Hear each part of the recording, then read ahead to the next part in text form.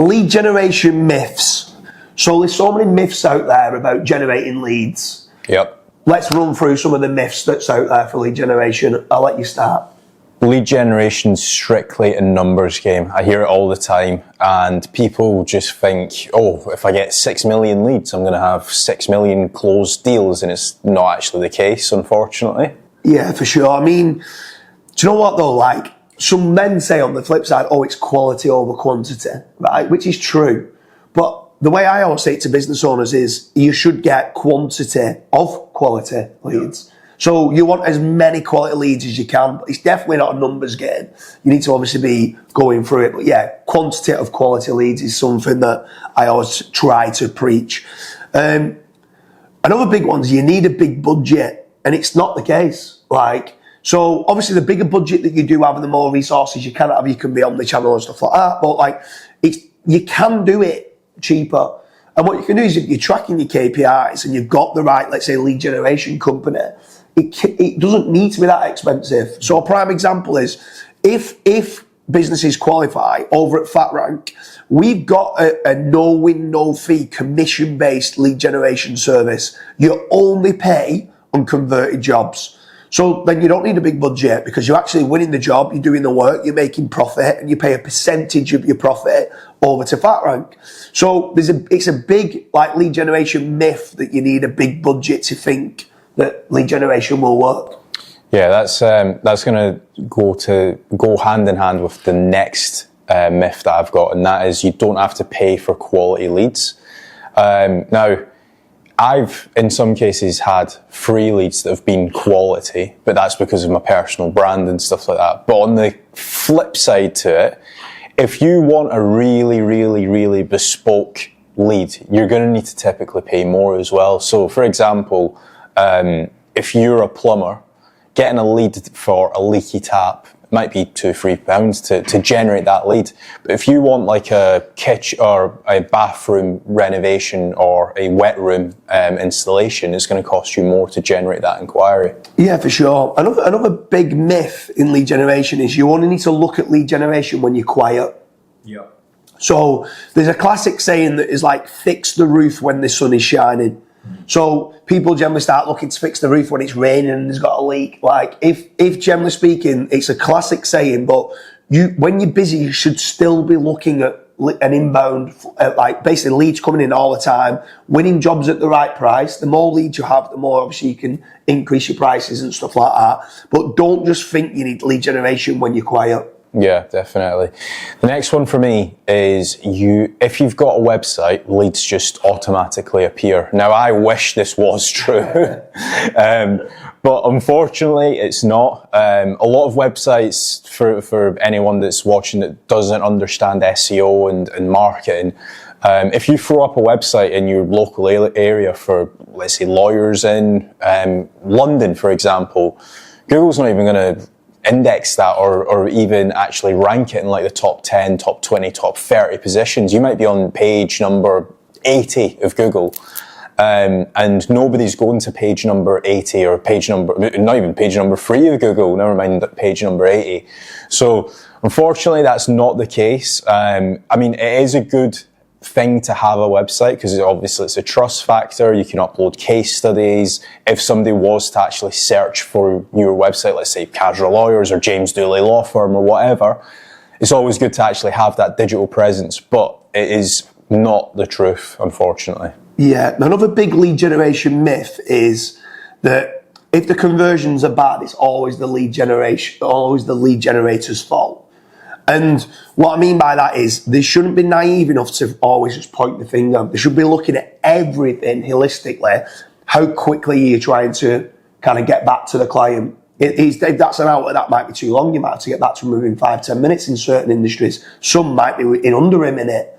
So you should be looking at all KPIs and not just blaming a lead generation company, saying your leads aren't good enough, we're not converting. Should be looking, do you have enough trust signals and everything else? Stop just pointing the finger and physically look at improving every little aspect, from the nurturing, from the actual quality of the leads and everything else that comes with it. Yeah.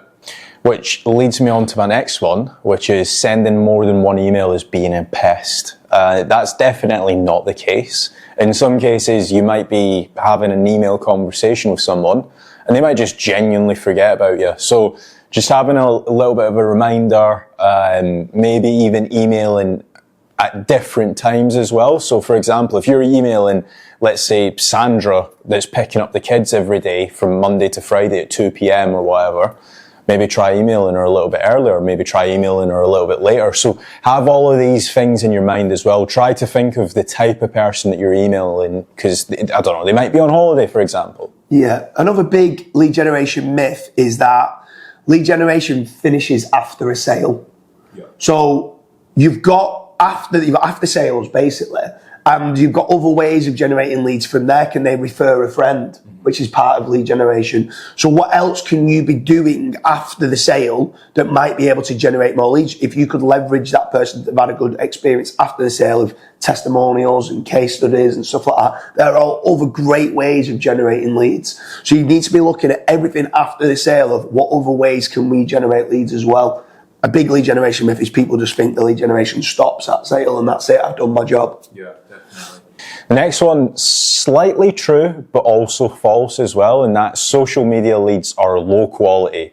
Now, the reason why I say it's slightly true is, let's say, for example, you are fitting double glazing windows, right? And if your ad on Facebook says, hey, for everyone that inquires, you get a free iPad, obviously you're going to get a lot of people inquiring and filling out your contact form. And it might look good on the leads side of the spectrum, like you've got 600 leads today, but everyone wants a free iPad.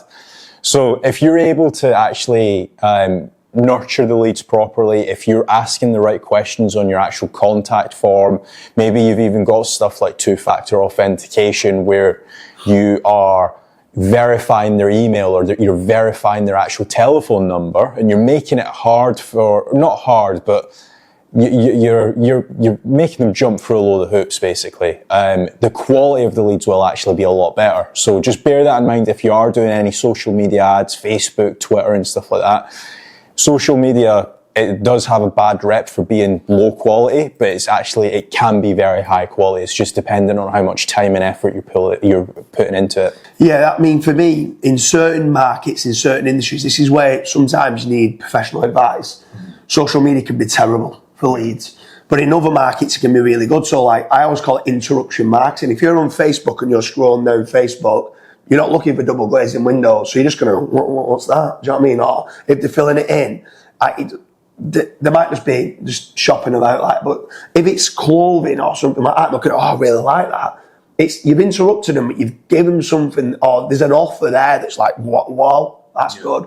So it can be really good. Obviously, retargeting comes under social media as well, which can be really good. My last one as being a lead generation myth is lead nurturing's not needed. It's so important to warm up the clients, to be providing so much value, to earning that trust and nurturing those from being a cold web lead or cold lead of however it's been come through, to then nurturing them into giving them what they want. Don't try and force a sale on the first call. Try to offer them advice and help and stuff like that. And then at some point, we're hoping that the product and service of what you're looking to sell is something that they want. Don't force the sale, nurture them along the way, and hopefully by the end of it, you're funneling them down to getting that sale. That's probably the last one for myself with regards to the lead generation myths. Any others? Or? We've went through the list now, so that has been our lead generation myths. If you think we've missed one, or if you're uncertain of a lead generation myth, drop it down in the comment section and we'll reply back to you.